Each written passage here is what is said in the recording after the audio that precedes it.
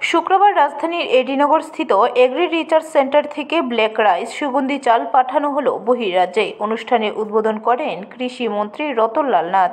তিনি সংবাদ মাধ্যমের মুখোমুখি হয়ে বলেন, বর্তমান সরকার জৈব পদ্ধতি কৃষিকাজের উপর বিশেষ গুরুত্ব দিয়ে চলেছে, কারণ এর গুরুত্ব গোটা দেশে রয়েছে।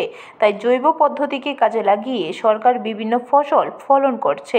2018 সালের আগে মাত্র 2000 হেক্টর জমিতে অর্গানিক ফসল উৎপাদন হতো। বর্তমানে 18,000 হেক্টর জমিতে ফসল উৎপাদন করে বিশ্বের সাথে তাল মিলাতে চাইছে। অর্গানিক আইটেমের ডিমান্ড সারা দেশে এবং বিদেশেও বেশি রয়েছে, এবং অর্গানিকের উপরে অল ওয়ার্ল্ড ফেয়ারও হয়।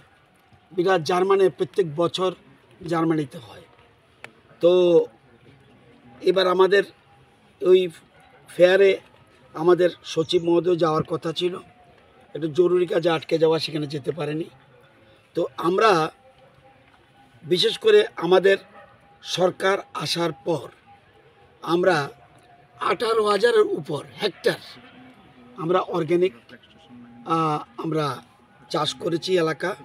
এর আগে মাত্র 2000 ছিল, আমাদের পিরিয়ডে 18,000, তার মানে এখন 20,000-এর উপরে আমাদের অর্গানিক চাষের এলাকা রয়েছে।